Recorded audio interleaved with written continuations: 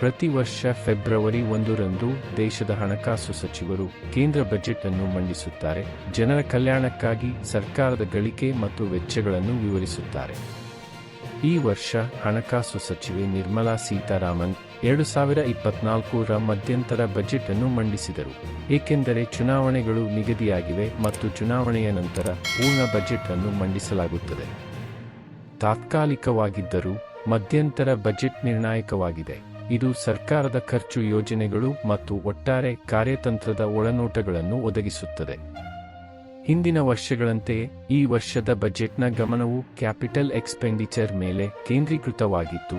ಇದು ಮೂಲಸೌಕರ್ಯ ಯೋಜನೆಗಳಂತಹ ದೀರ್ಘಾವಧಿಯ ಆಸ್ತಿಗಳಲ್ಲಿ ಹೂಡಿಕೆಗಳನ್ನು ಒಳಗೊಂಡಿದೆ. ಕಳೆದ ವರ್ಷ ಕ್ಯಾಪಿಟಲ್ ಎಕ್ಸ್ಪೆಂಡಿಚರ್ನಲ್ಲಿ ಗಮನಾರ್ಹ ಏರಿಕೆ ಕಂಡುಬಂದಿದೆ. ಸರ್ಕಾರವು 10 ಟ್ರಿಲಿಯನ್ಗಳನ್ನು ನಿಗದಿಪಡಿಸಿತು, ಆದರೂ ನಿಜವಾದ ಖರ್ಚು 9.5 ಟ್ರಿಲಿಯನ್ ಆಗಿತ್ತು.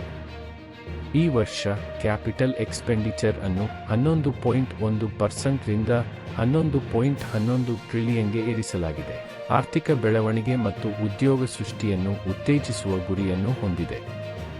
ಬಜೆಟ್ನಲ್ಲಿ ರೈಲ್ವೆ ವಲಯಕ್ಕೆ ಆದ್ಯತೆ ನೀಡಿ 2.55 ಲಕ್ಷ ಕೋಟಿ ಮೀಸಲಿಟ್ಟಿದ್ದು 3 ಹೊಸ ಕಾರಿಡಾರ್ಗಳಿಗೆ ಯೋಜನೆ ರೂಪಿಸಲಾಗಿದೆ.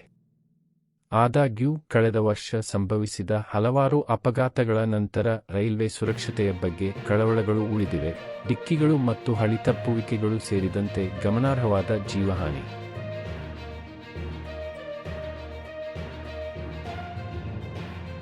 ಕೃಷಿಯಲ್ಲಿ ಆತ್ಮನಿರ್ಭರ್ ಆಯಿಲ್ ಸೀಡ್ಸ್ ಅಭಿಯಾನದಂತಹ ಉಪಕ್ರಮಗಳು ಮತ್ತು ನ್ಯಾನೋ ಡಿಎಪಿಯಂತಹ ಪರಿಸರ ಸ್ನೇಹಿ ರಸಗೊಬ್ಬರಗಳ ಪ್ರಚಾರವು ಸ್ವಾವಲಂಬನೆ ಮತ್ತು ಸುಸ್ಥಿರತೆಯನ್ನು ಹೆಚ್ಚಿಸುವ ಗುರಿಯನ್ನು ಹೊಂದಿದೆ.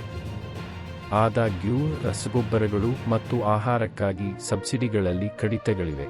ಇದು ಕೈಗೆಟುಕುವ ಬಗ್ಗೆ ಕಳವಳವನ್ನು ಉಂಟುಮಾಡುತ್ತದೆ. ಒಟ್ಟಾರೆ ಸಾಧಾರಣ ಹೆಚ್ಚಳದ ಹೊರತಾಗಿಯೂ ಕೆಲವು ಪ್ರದೇಶಗಳಲ್ಲಿ ಬಜೆಟ್ ಕಡಿತದೊಂದಿಗೆ ಶಿಕ್ಷಣ ಮತ್ತು ಆರೋಗ್ಯ ಕ್ಷೇತ್ರಗಳು ಸವಾಲುಗಳನ್ನು ಎದುರಿಸುತ್ತಿವೆ.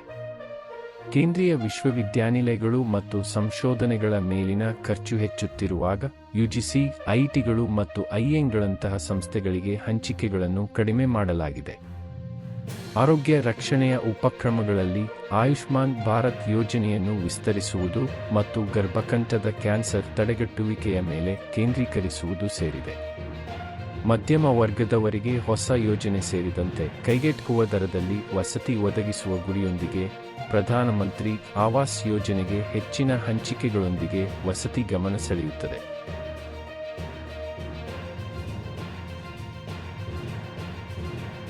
ಆರ್ಥಿಕ ಪ್ರಕ್ಷೇಪಗಳು ನಿಜವಾದ ಜಿಡಿಪಿ ಬೆಳವಣಿಗೆ ದರ 7.3% ಅನ್ನು ಸೂಚಿಸುತ್ತವೆ, ಆದರೂ ಹಿಂದಿನ ಅಂದಾಜುಗಳಿಗಿಂತ ಸ್ವಲ್ಪ ಕಡಿಮೆ.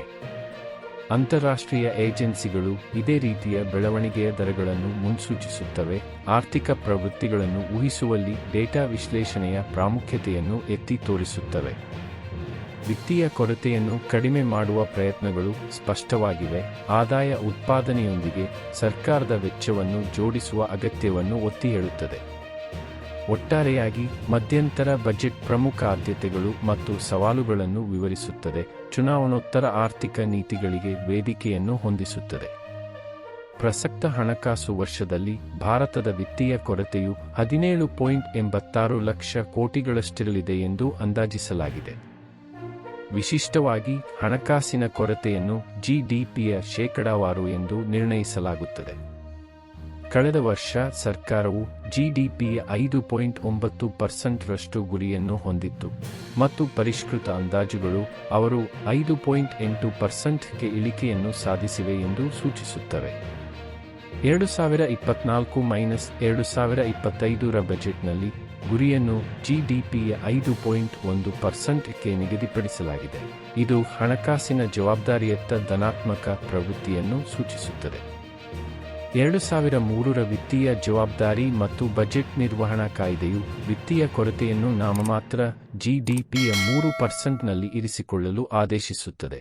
ಇದು ಜಾರಿಗೆ ಬಂದ ನಂತರ ಗುರಿಯನ್ನು ಅಪರೂಪವಾಗಿ ಪೂರೈಸಲಾಗಿದೆ. ಆದಾಗ್ಯೂ 2026ರ ಹಣಕಾಸು ವರ್ಷಕ್ಕೆ 4.5% ಗುರಿಯೊಂದಿಗೆ ಇತ್ತೀಚಿನ ವರ್ಷಗಳಲ್ಲಿ ಕ್ರಮೇಣ ಕಡಿತವನ್ನು ಮಾಡಲಾಗಿದೆ.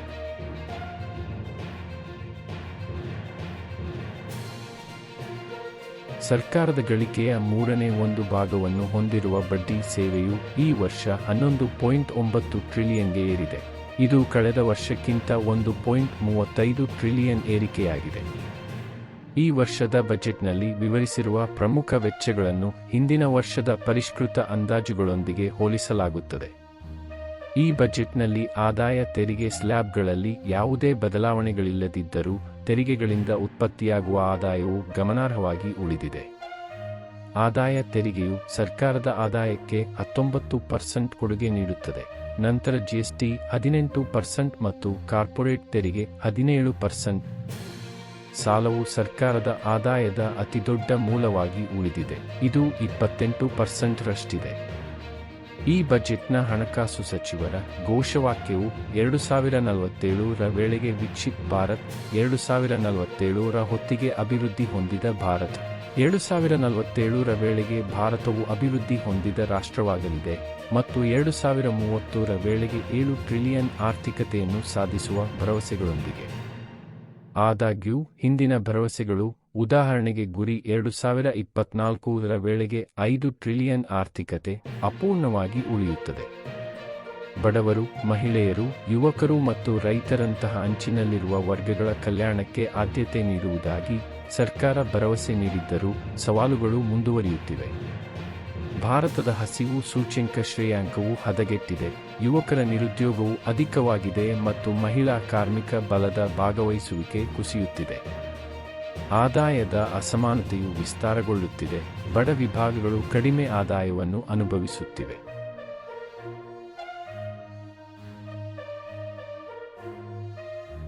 ಸಾರ್ವಜನಿಕ ಡೊಮೇನ್ನಿಂದ ಸರ್ಕಾರವು ಅಹಿತಕರ ಡೇಟಾವನ್ನು ತಡೆಹಿಡಿಯುವುದರಿಂದ ಇಂತಹ ಸಮಸ್ಯೆಗಳ ಕುರಿತು ನಿಖರವಾದ ಡೇಟಾವನ್ನು ಪ್ರವೇಶಿಸುವುದು ಹೆಚ್ಚು ಸವಾಲಿನ ಸಂಗತಿಯಾಗಿದೆ.